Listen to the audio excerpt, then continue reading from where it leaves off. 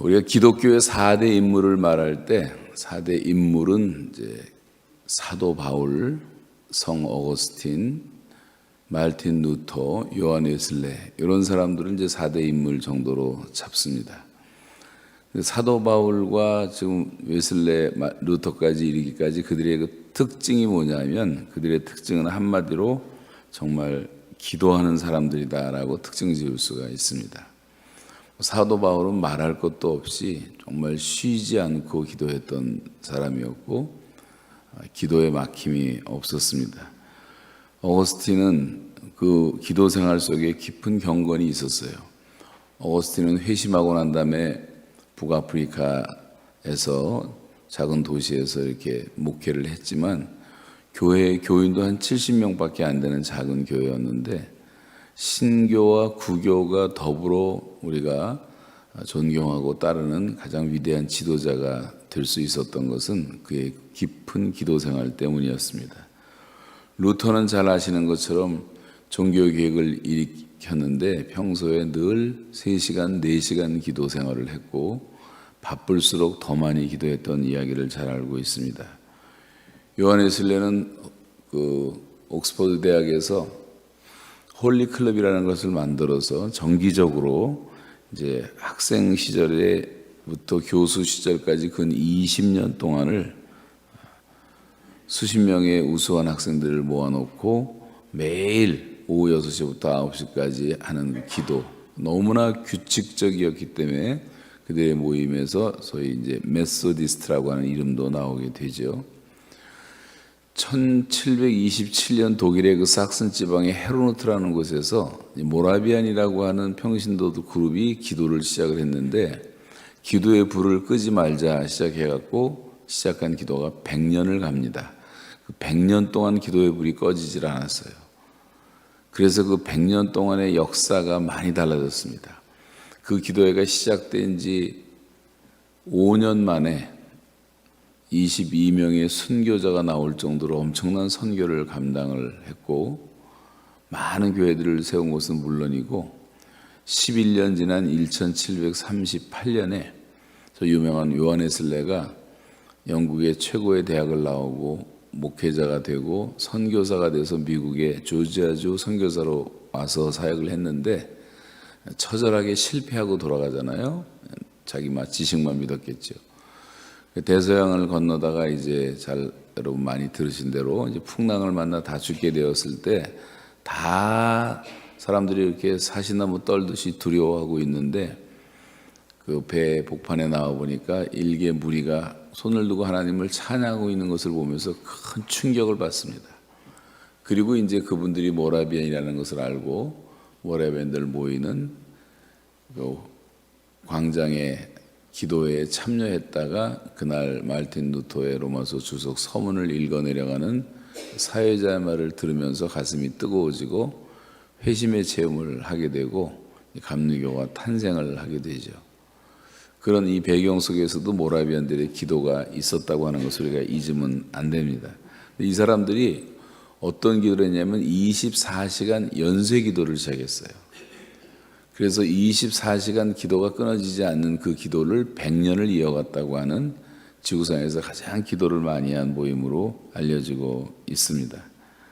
성경에 보면 항상 성경은 기도하라는 말을 끊이질 않습니다.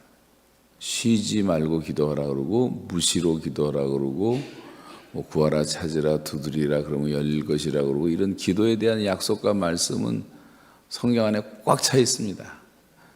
그런데도 우리가 기도를 잘 하질 않지요. 너는 내게 부르짖어라. 그러면 내가 다 응답하겠고 네가 알지 못하는 크고 비밀한 것도 다 알려주겠다. 이게 얼마나 놀라운 말씀인데 우리에게 부르짖어 기도하지를 않습니다. 기도는 어떤 파워, 힘을 생산하고 없는 것을 있게 하고 초자연적인 기적을 가져오게 만듭니다. 기도는 사물을 변화시켜요. 또 우리 마음을 변화시키고 창조력도 있고 부활의 능력도 있고 길이 없는 곳에 길이 생기고 터널이 뚫리고 굳은 마음이 부드러워지고 여러분이 미국을 위해서 기도하실 때 위정자 대통령들을 위해서 기도한다는 것은 여러분이 그 대통령의 업무에 참여하는 것과 똑같다고 성경은 말씀하고, 그래서 항상 그렇게 중보 기도를 하고 도고를 하라 이렇게 말씀을 하고 있어요. 기도하는 백성들에 의해서 나라와 민족의 운명이 달라지는 것입니다. 모세는 자기의 민족을 위해서 생명을 걸고 기도를 했고, 내 이름이 생명책에서 지워져도 좋습니다. 그렇게 말썽 부리는 백성들을 위해서 중보로 기도하고 하나님 막아서서 기도할 때 하나님은 모세의 기도를 들어주십니다. 사도 바울은 이방인의 사도로 부름을 받았지만 자기의 동족을 위해서 기도를 합니다. 그는 기도하기를 내가 그리스도에게서 끊어져 저주를 받을지라도 내 민족이 구원받기를 원합니다. 그 목숨 걸고 기도를 하지 않습니까? 우리가 잘 아는 존 낙스는 죽음을 주시든지 아니면 스코틀랜드를 주십시오라고 기도를 하고, 우리가 잘 아는 에스더는 죽으면 죽으리라는 심정으로 결사적인 중보 기도를 합니다. 어느 교회 목사님에게 있었던 일화를 들었는데, 사업을 하는 한 집사님이 목사님을 찾아와서 요즘 같아서는 너무너무 힘들고 그냥 사업이 어려워서 죽겠다고 그렇게 하소연을 합니다. 그때 그 목사님이 뭐 때문에 그러냐고 물으니까 집사님이 말씀하시기를 지금 사업이 너무나 어렵고 사업에 불경기 때문에 자금줄이 다 막혀서 큰 압박을 받고 있습니다. 이래갖고는 부도가 날 것 같습니다. 하소연을 한 거죠. 그랬더니 목사님이 대답하신 게 지금 자금줄이 막혀 있는 것이 아닙니다. 뭐가 막혔습니까? 기도줄이 막힌 겁니다. 기도줄. 기도를 해야 하늘의 문이 열리고 땅의 문도 열립니다. 회사가 망할 정도로 어려움이 있는데 왜 이렇게 기도를 하지 않습니까? 요즘 새벽 기도 하십니까? 금요 기도에 나와서 부르짖습니까? 걱정만 한다고 문제가 해결되겠습니까? 이럴 때는 어떤 때는 주님이 금식하면서라도 기도하라고 말씀하셨습니다. 여러분, 왜 사업에 불경기가 옵니까? 기도의 불경기가 사업의 불경기를 가져오는 것입니다. 사업이 안 되는 것이 아니라 기도가 안 되고 있는 거예요. 기도하지 않으니까 이 불경기를 박차고 나갈 수 있는 그런 힘도 능력도 없고 기도의 불이 다 꺼지고 만 것입니다. 우리 가슴에 기도의 제단에 불이 꺼지면 그때부터 우리의 모든 것은 어두워지기 시작하는 거예요. 우리 가슴에 기도의 제단에 불이 꺼지지 않게 하라. 그 기도의 불이 붙어 있는 한 우리는 언제나 소망 가운데 능력 있게 살 수가 있습니다. 불경기가 와도 두려울 것이 없어요. 그런 사람들은 다 하나님의 뜻이 있기 때문에, 하나님이 모든 복의 원천이기 때문에 그렇습니다. 우리는 세상의 연줄을 찾고 자금줄을 찾지만 크리스찬들은 항상 기도줄을 찾고 기도줄을 붙잡아야 합니다. 그래서 기도의 줄이 붙잡히면 우리는 성령의 이끌림을 받는 삶을 살게 되고, 우리가 무엇을 하든지 생각을 하든지 결단을 하든지 하나님의 뜻을 분별하게 되는 거예요. 하나님의 뜻을 분별하는 건 자동으로 되는 겁니다. 하나님의 뜻을 알기 위해서 고민하는 분들이 많이 있는데 그런 고민은 하실 필요가 없는 거예요. 내 자신만 준비되면 하나님의 뜻은 저절로 분별되는 겁니다.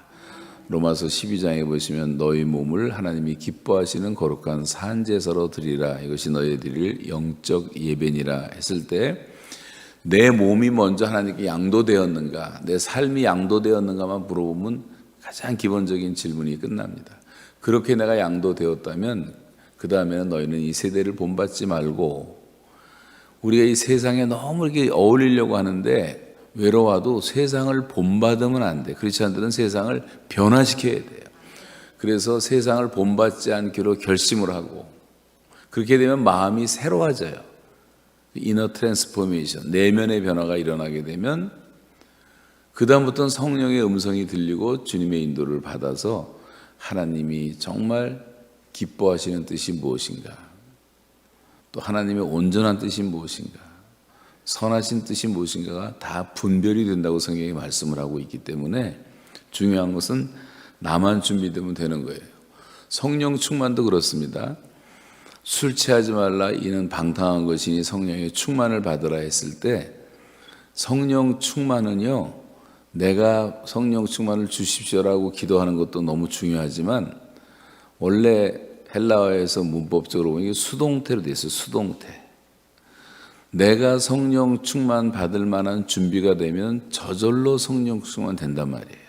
왜냐하면 나보다 성령님이 더 원하시기 때문에, 나와 함께 하시기를. 그래서 우리가 준비가 되면 저절로 성령 충만을 받게 되는 거예요. 그런 면에서 우리가 이렇게 깨어서 기도 생활하는 사람들은 언제나 성령의 인도를 받을 수가 있습니다. 여러분, 목회자들이 기도의 줄을 붙잡고 새벽 제단에 하나님께 부르짖는다면 교회가 부흥되지 않을 수가 없습니다. 사업하는 분들이 정말 기도의 줄을 붙잡고 기도하면 사업이 잘 되지 않을 수가 없고, 어머니가 자식들을 위해서 정말 그게 기도의 줄을 붙잡고 간절히 기도하면 그 가정 잘 될 수밖에 없습니다. 성경 안에는 이런 기도로 승리한 사람들의 이야기가 정말 많이 기록되고 있고, 모세도 아브라함도 이 대표적인 분들을 보면 하나님과 오랜 친구처럼 다정하게 이야기하듯이 그렇게 기도를 했고, 그 기도는 정말 놀랍게 응답받는 것을 볼 수가 있습니다. 중요한 것은 우리가 하나님과 얼마나 이제 가까워졌느냐가 중요한 거죠. 그 기도하는 태도를 보면 신기할 정도로 다 무릎을 꿇고 기도합니다. 그럼 무릎이 아프신 분들은 일부러 무릎 꿇을 필요는 없지만 우리 마음의 무릎을 꿇는 것이 중요한데, 모세도 항상 무릎 꿇고 기도하고 바울도 항상 무릎을 꿇고 기도했다고 했고, 예수님도 무릎을 꿇고 기도하시고, 다윗 왕도 그렇고 솔로몬도 그렇고 엘리사도 그렇고 에스라도 그렇고 다 하나님 앞에 무릎 꿇고 기도하고, 회당장 야이로도 하나님 앞에 무릎 꿇고 기도를 하는 모습을 볼 수가 있고, 또 간질병에 걸린 아버지도 변화산에서 내려오시는 예수님과 예수님의 일행들 앞에서 무릎을 꿇고 간청했다고 말합니다. 스데반은 돌팔매질을 당하면서도 무릎을 꿇고 기도하고 영광을 돌리고, 사도 베드로도 모두가 다 마찬가지입니다. 그래서 웨슬레는 말하기를 하나님 나라는 무릎으로 올라간다는 얘기를 했어요. 하나님 나라는 무릎으로 올라간다.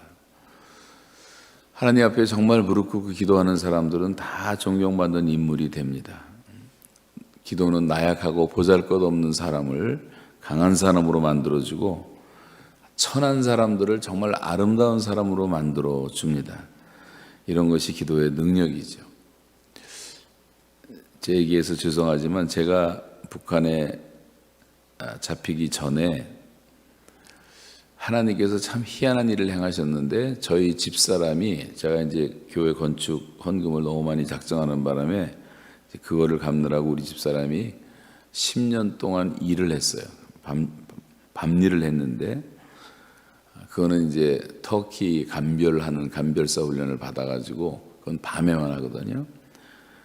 그래서 이제 갔다 오면 새벽에 오면 이제 자야 되잖아요. 새벽 기도하고 보통 이제 자는데, 한 1년 전부터 잠도 안 자고 새벽 기도 끝난 다음에 기도를 2시간, 3시간을 하고, 또 사람들을 모아서 중보 기도를 하는데, 또 하다못해 탈북자 가정까지도 다 모아서 그렇게 열심히 기도를 하더라고요. 내가 막 무서울 정도로 막 기도에 용사가 된 거예요. 저희 집사람은 저 없이는 아무것도 못하는 아주 의존적인, 전형적인 여자의 모습인데, 제가 그때 만약에 북한에 붙잡혀가서 우리 사람은 거의 졸도했을 겁니다. 근데 하나님께서 1년 전부터 기도의 훈련을 시키시더라고요. 강한 용사가 됐어요. 완전히 홀로서 기도할 수 있는. 그때 제가 북한에 구금을 당했기 때문에 그 사람이 기도하면서 그걸 버텨낼 수 있었다고 나중에 이제 고백을 하는 걸 들었는데, 저도 그거를 옆에서 다 봤습니다.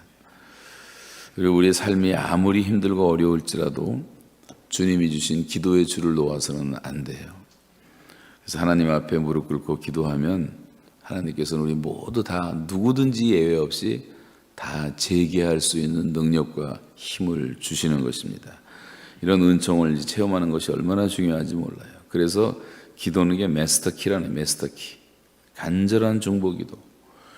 기도에 대한 아름다운 정의 가운데 사도행전 12장 5절에 보시면 아주 간단한 한 줄이 나오는데 베드로는 옥에 갇혔고 교회는 그를 위하여 하나님께 간절히 빌더라.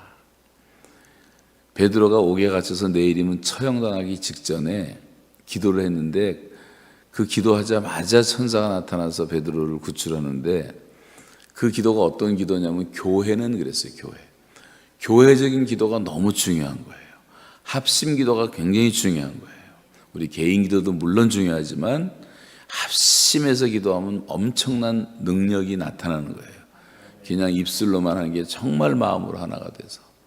그래서 교회는 그를 위하여, 기도 제목이 분명한 거죠. 베드로를 위한 기도 제목을 드렸고, 기도의 대상은 하나님께 오직 하나님만 바라보는, 암몬 모압 연합군들이 그 이스라엘을 공격할 때 몇 배가 되는 군사가 들어와서 100% 백전백패할 수밖에 없는 상황이었지만 하나님 앞에서 기도하잖아요. 그때 고백이 뭐냐면 오직 주만 바라보나이다.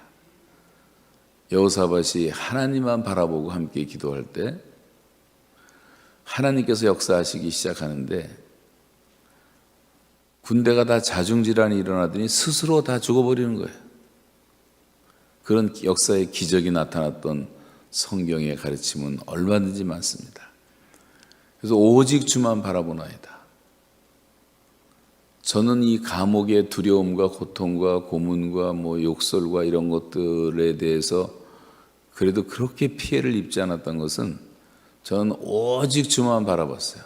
하나님 외에는 바라볼 게 아무것도 물론 없었거니와 주님만 바라보니까 주님이 다 그때그때 해결을 해 주시더라고요. 그 주님만 바라보는 게 얼마나 중요한지 모르는데 하나님께 간절히 빌더라. 기도의 태도가 제일 중요한 것은 간절함이에요. 하나님은 간절한 기도를 반드시 들어주십니다. 여러분 간절히 기도했을 때 응답받아 보신 분들은 아멘 하시기 바랍니다.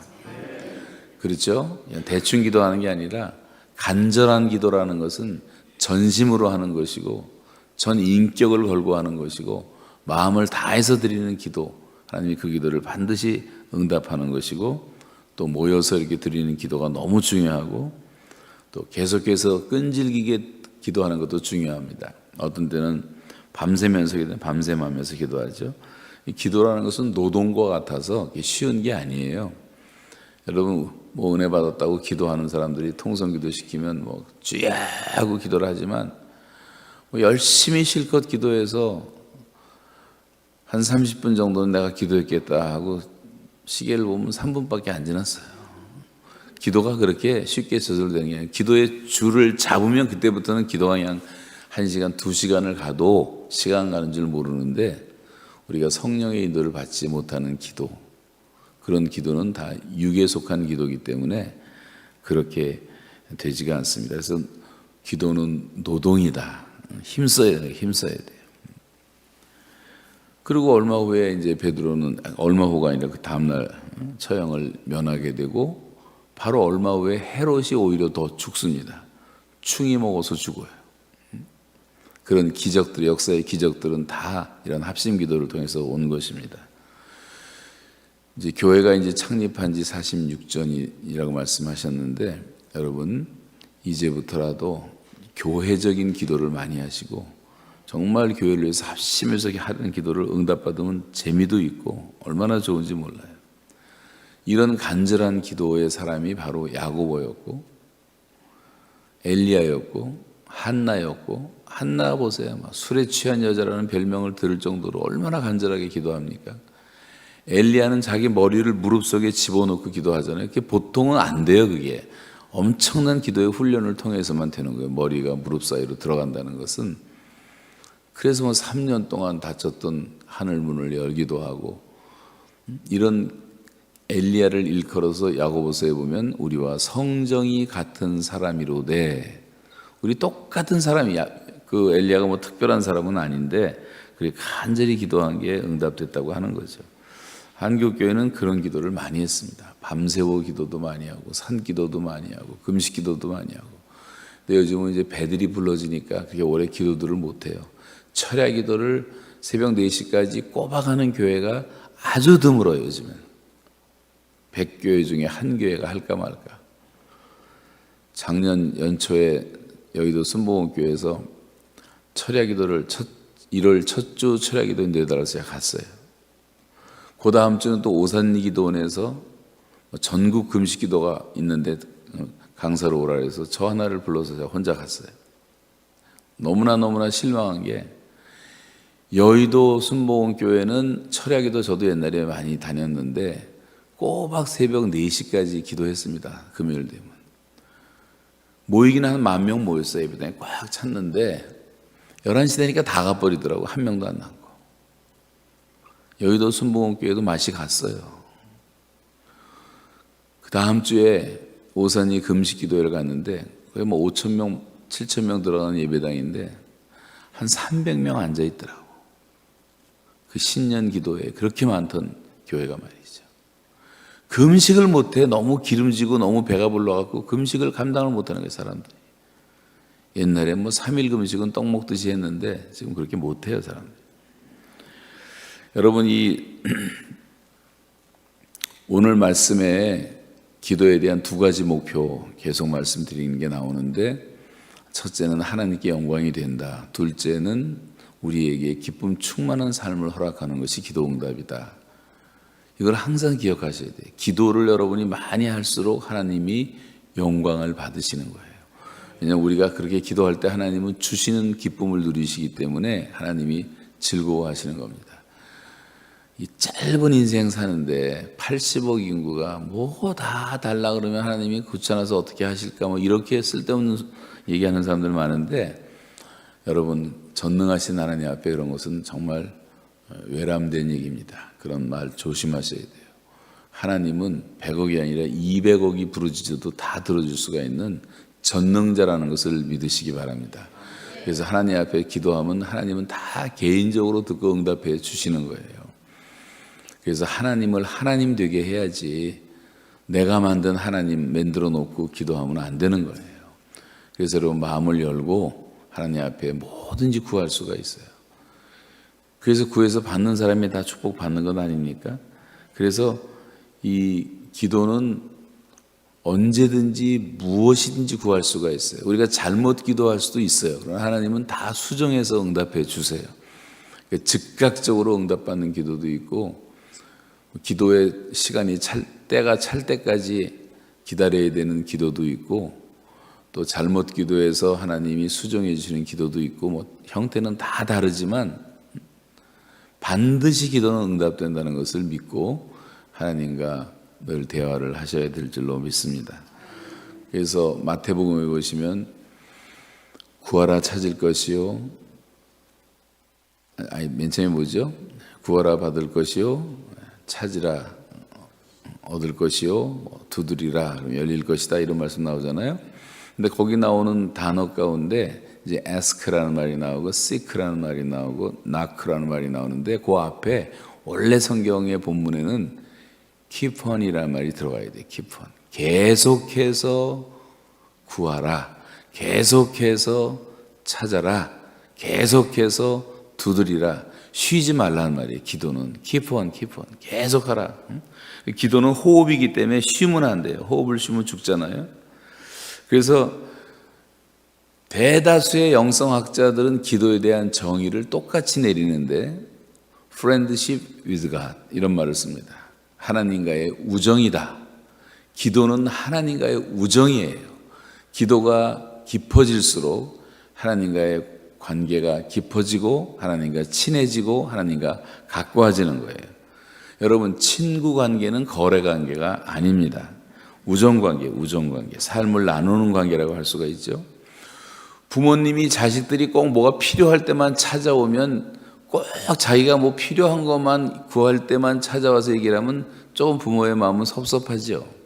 평소에 늘 부모님과 교제하고 대화하고 묻고 하면 아이들이 엄마 아빠랑 친해집니다. 근데 아무것도 구하지 않다가 꼭 필요한 거 있을 때만 찾아오는 사람들이 있어요.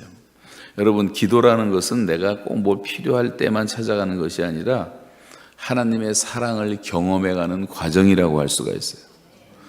아들이 생선을 달라 하는데 뱀을 줄 자가 있겠느냐? 없죠. 떡을 달라고 하는데 돌을 줄 부모가 없습니다. 부모는 계산하지 않아요. 딴 건 계산해도 자식과의 관계는 계산하지 않습니다. 왜냐하면 사랑하기 때문에, 사랑의 관계이기 때문에 그런 거예요. 부모가 자식에게 구원한 것을 주는 한 가지 이유는 사랑하기 때문에 주는 거예요. 하나님께서 우리에게 응답해 주시는 것은 우리를 사랑하기 때문입니다. 그래서 우리는 기도하면서 하나님의 사랑의 깊이를 배우게 돼요. 기도는 하나님과 주고받는 딜을 하거나 거래하는 것은 아니에요.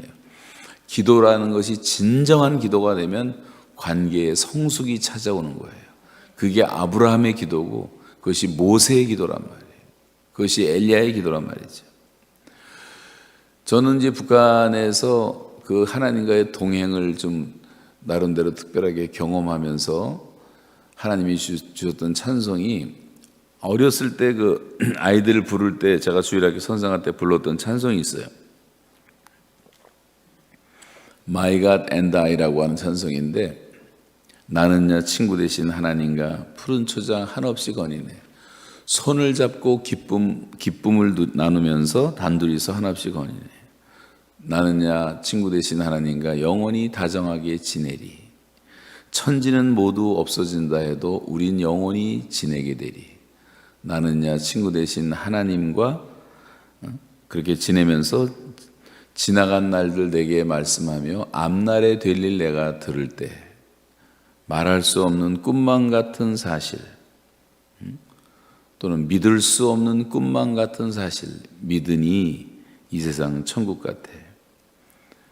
나는야 친구 되신 하나님과 이 노래를요 제가 삽자로 하면서 꽃갱이 파면서 걸어가면서 간수들이 있건 말건 조그만 소리로 늘 이제 불렀는데 늘 주님과 동행하는 즐거움을 그 안에서 정말 느낄 수가 있었어요. 그런 생각하면 뭐 감옥에 다시 가고 싶지는 않지만 그 영적 생활은 꼭 다시 하고 싶은 생각이 들어져요. 하나님과 동행한다는 것이 얼마나 즐거운지. 그리고 어제도 말씀드렸던 541장 꽃이 피는 봄날에만 주의 사랑이 있음인가, 열매 맺는 가을에만 주의 은혜 있음인가, 땀을 쏟는 겨울에도 여름에도 주의 사랑이 여전하고 추운 겨울 줄일 때도 주의 잡이 변함없네. 솔로몬의 부귀보다 욥의 고난 더 귀하고 솔로몬의 지혜보다 욥의 인내 더 귀하다. 얼마나 감동이 되는지 모르겠어요. 제가 또 그런 입장에 있었으니까 야, 솔로몬의 부요가 중요한 것이 욥의 고난이 더 귀한 것이구나. 솔로몬의 지혜가 그렇게 중요하다고 했는데 욥의 인내가 더 중요한 것이구나. 이게 너무 은혜가 되는 거예요. 그러면서 이 세상의 부귀영화, 마귀 유혹, 손짓 하나 고생 중에 인내하면 최후 승리 얻으리라. 저 천국을 바라보니 이 세상은 나그네 길, 고난의 길 피하라고 나의 앞길 막지 말라. 내게 주신 양을 위해 나의 결의 평화 위에 우리 주님 가신 길을 충성으로 따르리라. 4절까지 다 외워서 이렇게 불렀던 기억이 나는데 그걸 뭐 며칠 맨날 불렀어요. 여러분, 기도는 하나님을 바라보는 것입니다. 하나님 바라보는 게 기도고 하나님을 지속적으로 바라보는 것을 간구라고 말해요. 간구는 계속 바라보는 겁니다. 그래서 이제 그렇게 하나님을 계속 바라보다 보면 나도 모르는 사이에 성령께서 내 눈을 열어주셔서 하나님의 관점에서, 하나님의 안목에서, 하나님의 시선으로 세상을 보고 모든 관계를 보는 눈이 열리는 거예요. 그래서 우리는 세상 사람처럼 살지 않고 하나님 앞에서 감사하며 살 수가 있는 것입니다. 이 하나님의 안목에서 하나님의 뜻을 깨닫게 되면 나오는 게 감사예요. 그래서 우리가 늘 성경 말씀 나눌 때마다 나누는 말씀이 우리 빌립보 4장 6절 7절 많이 말하잖아요. 아무것도 염려하지 말고 오직 모든 일의 기도와 간구로 너희 구할 것을 감사함으로 하나님께 아뢰라. 그리하면 이 사람의 지각을 초월한 하나님의 평강이 너희 마음과 생각을 지키실 것이다. 여러분, 염려를 하지 말아야 돼. 염려하는 게 죄입니다. 왜 죄예요? 하나님이 하지 말라고 하는 걸 하니까 죄죠. 염려는 안 해야 돼요. 이게 말이 됩니까? 염려가 안 한다 해서 안 해집니까? 염려가 저절로 찾아오는 건 어떡합니까? 염려 안 하기로 결단을 하고 그 다음에 할 일은 염려 대신 할 걸 해야 돼요. 아무것도 염려하지 말고 모든 일에 염려거리들을 다 기도거리로 하나님께 올리란 말이에요. 여러분 지금 마음의 상태가 어떤지 상관이 없어요. 뭐든지 다 그대로 하나님께 아뢰는 거예요. 모든 일에 기도로 또 지속적으로 간구로 그러다 보면 감사가 나와요. 우리 마음에서 감사함으로 하나님께 아뢰는 단계가 오면 기도는 다 의미 응답된 겁니다. 그리하면 그게 거기서 끝이에요. 그 다음은 사람의 지각을 좋은 평강이 찾지. 기도 응답의 첫 번째는 하나님의 평안이 찾아와요.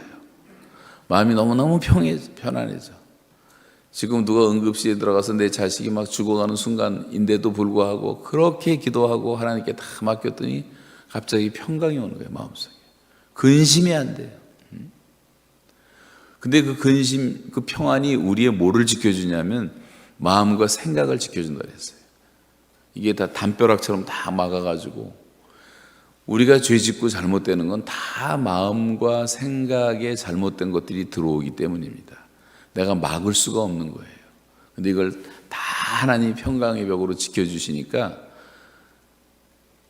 그 세상의 염려, 근심, 두려움 이런 것이 나한테 올 수가 없게 된단 말이에요. 늘 평안한 생활을 하고 계속 기도하고 쉬지 않고 계속 그 상태를 유지하면 하나님과 동행하는 삶을 살게 된다고 하는 거죠. 그러면서 여러분 하나님의 안목에서 하나님의 뜻을 깨닫게 되면 정말 감사하게 되고 고난도 감당하게 되고 고통도 감당하게 되고 고통의 시간을 낭비하지 않고 환난 중에도 즐거워한다는 말씀이 환난 중에도 즐거움이 찾아오는 거예요. 주께서 나의 슬픔이 변하여 내게 춤이 되게 하시며 나의 베옷을 벗기고 기쁨으로 띠띠오나이다. 찬송하게 돼요. 무릇 시온에서 슬퍼하는 자에게 화관을 주어 그 죄를 대신하며 기쁨의 기름으로 그 슬픔을 대신하며 찬송의 옷으로 그 근심을 대신하시고 그들이 의의 나무 곧 여호와께서 심으신 영광을 나타낼 자라 일컬음을 받게 하려 하십니다. 그래서 여러분 세상의 염려, 근심, 두려움은 다 종이 호랭이에요. 지금 나하고 아무 상관도 없는 것들을 쓸데없는 마귀의 유혹에 속아서 우리가 그렇게 살아가는 거예요. 그러니까 피곤하고 힘들고 병들고 그렇게 사는 거죠. 우리가 기도 속에서 늘 깨어 있으면 이런 것들하고 상관없는 삶을 살 수가 있는 거예요. 이런 것을 초자연적인 삶이라고 말하고 이런 것을 성령 충만한 삶이라고 말을 하는 거죠. 내가 정말 성령 충만한 거는 나를 찾아보면 알 수가 있는 거예요. 그런 의미에서 이 기도라는 것은 하나님과 가까워지는 것이다. 제가 다음 시간이 얼마 남지 않았기 때문에 저는 이 주일날 대배 설교를 제일 싫어하는 이유가 너무 짧아서 할 말을 다 못하고 그냥 서론만 하다가 다행히 2부 예배가 있으니까 그때 시리즈로 들으시면 되겠습니다만 여러분 기도하면서 우리는 하나님의 사랑의 깊이를 배우게 돼요. 그래서 기도하는 사람들이 하나님과의 관계가 항상 성숙이 찾아오는 겁니다. 한두 가지 이제 간증만 하고 마치겠는데 제가 이제 북한 간증 하나 이제 드릴게요. 북한 땅에서 어떻게 기도가 응답되는가. 제가 같은 재밌는 사건이 하나가 있었는데 이제 붙잡히기 전인데 어느 날 북한 들어가려고 하는데 할머니 한 분이 저를 찾아왔어요. 근데 이 할머니는 순복음교회 다니는 권사님이었는데 제가 이제 북한을 다닌다는 걸 알고 찾아와서 자기 딸을 찾아달라는 거예요. 그건 나는 뭐 이산가족 찾는 사람도 아니고 그런 걸 나는 그건 못한다.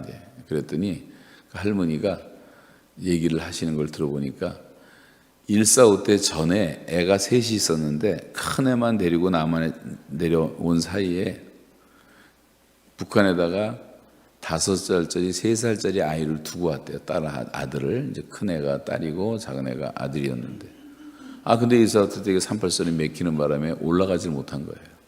그래서 큰 아들을 데리고 살다가 세월이 많이 지나서 카나다로 아들 따라 이민을 오게 됐어요. 근데 늘 그 아이들이 걸리잖아요. 엄마니까. 어머니의 심정은 뭐 오죽하겠습니까? 자기 피로 낳은 자식들인데. 그래서 걔들이 보고 싶어서 북한을 가지 못해갖고 중국 같은 데를 가서 북한 선교하는 선교사님들을 만나서 교통비를 500불씩 줘가면서 어떻게든 접촉을 해갖고 우리 딸이 살아있는지만 알아봐 달라.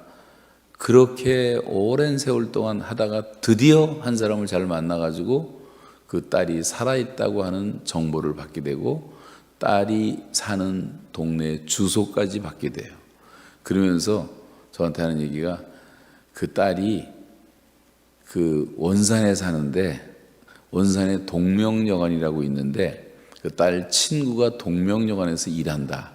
거기까지 정보를 얻어온 거예요. 그러면서 저보고 찾아달라 그러면서 이 원산에 좀 갈 수 있으면 찾아달라. 근데 그때 원산이라는 걸 좀 꿈도 못 꾸고 북한은 마음대로 움직일 수 있는 데가 절대 아니에요. 동네도 못 움직이고 탈북자 3만 5천 명 가운데 95%가 평양도 다 못 가본 사람들이에요. 평양 못 갑니다 마음대로.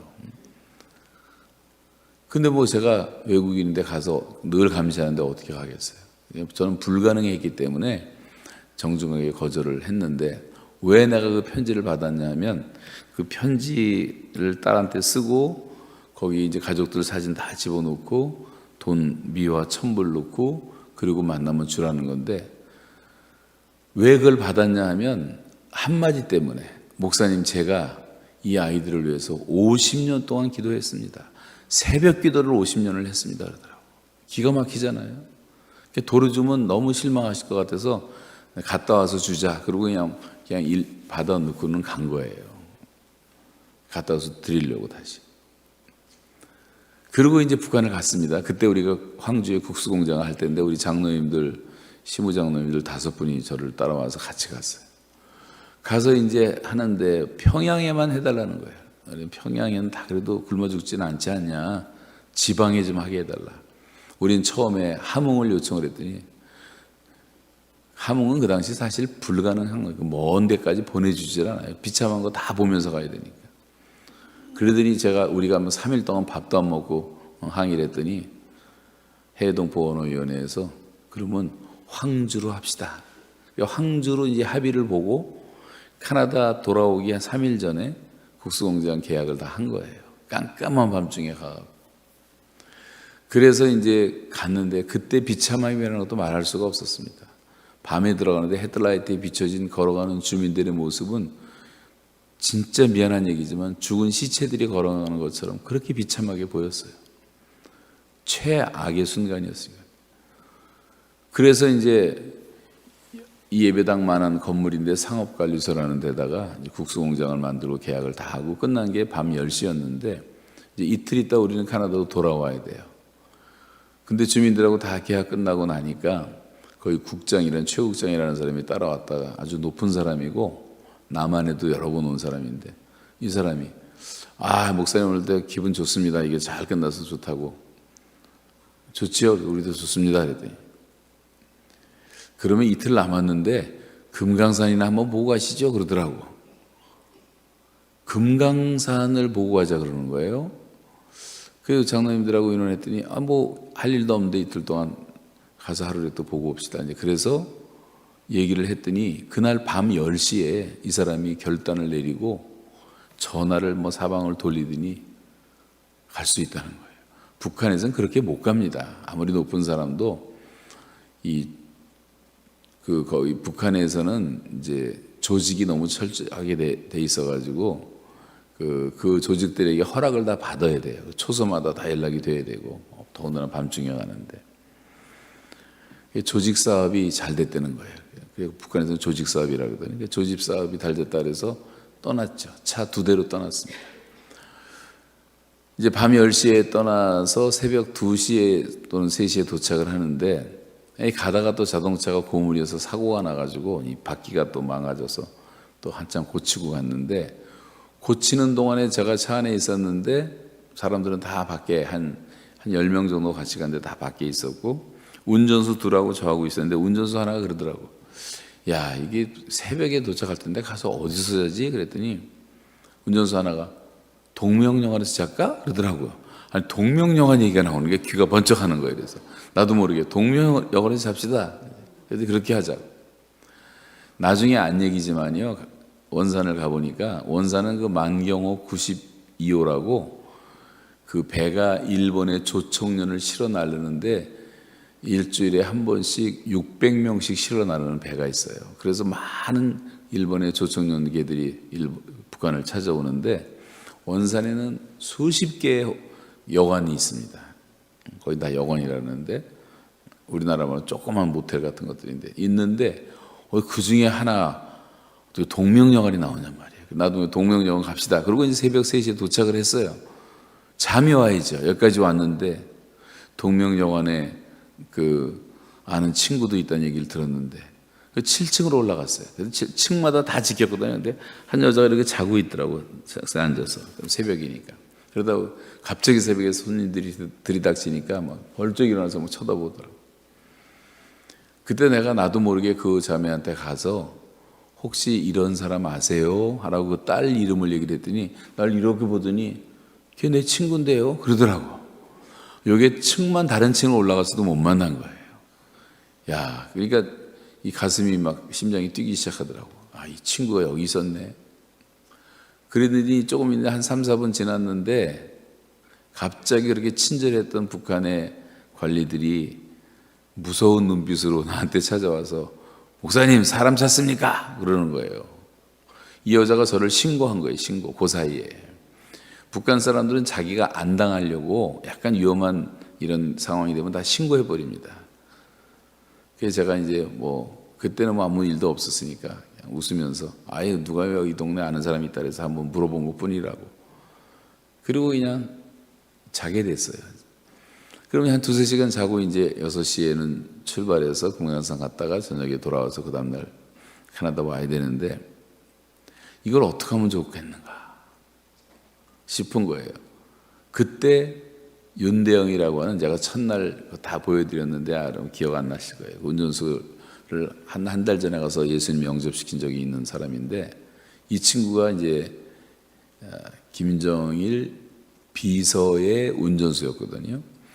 그래서 이 친구도 상당히 영향력 있는 사람인데 예수님을 믿기로 결심을 했기 때문에 제가 그 친구를 불렀어요. 그 새벽에. 그래서 윤동무, 윤대영이라고 47살에 이제 간암으로 세상을 떠났는데 이 친구는 뭐 얘기를 해도 상관없어요. 이미 세상을 떠났으니까. 그런데 얘기를 쭉 어머니 얘기를 다 해줬더니 이 친구가 듣더니 목사님 제가 한번 해보겠습니다. 그러더라고. 이 사람도 굉장히 위험한 일을 하는 거죠. 그리고 운전수였기 때문에 가능한 거예요. 북한은 차가 없거든요. 그래서 새벽에 그 주소를 적어줬더니 그걸 들고 나가더라고. 그리고 우리가 이제 6시에 출발하는데 5시 좀 넘어서 이 사람이 도착을 해서 저도 뭐 잠이 오겠어요. 그러고 있는데 저를 깨우더니 찾았다는 거예요. 딸을 찾았다는 거예요. 원산신을 뒤져갖고 딸을 찾았어요. 나보고 6시 정각되면 우리가 다 일어나서 여기 명사심리로 옮기는 동안에 목사님 잠깐 가서 만나고 오라고 그러더라고요. 3분 거리 여기서 왼쪽으로 꺾어지면 원산 시청이 있는데 시청 앞에 나와 있을 거라고. 하여간 그래서 뭐 부선을 떨면서 우리 팀들한테 다 비밀로 얘기를 해놓고 그리고 6시에 그 새벽에 이제 해가 뜨기 시작하는데 명사심리는 정말 아름다운 모래밭이거든요. 모래사장이 있는 바닷가인데 거기 뭐 비디오 찍는다고 우리 장로님이 난리를 치면서 관리들 끌고 나간 사이에 제가 잠깐 빠져서 시청을 갔더니 여자 하나가 와 서 있더라고. 그리고 저 건너편에 남자애 하나가 걸어오는데 걔가 아들인데 아버지 죽고 아들을 하나 키우고 있었어요. 그 딸이. 그때 그 딸의 나이가 53살인가 뭐 됐는데 운전수한테 무슨 말을 들은지 나를 무슨 아버지 만난 것처럼 막 울면서 뭐 그냥 난리를 치더라고. 이 사람은 얼마나 격하겠어요. 자기 어머니 소식을 50년 만에 듣는 고아처럼 자라다가.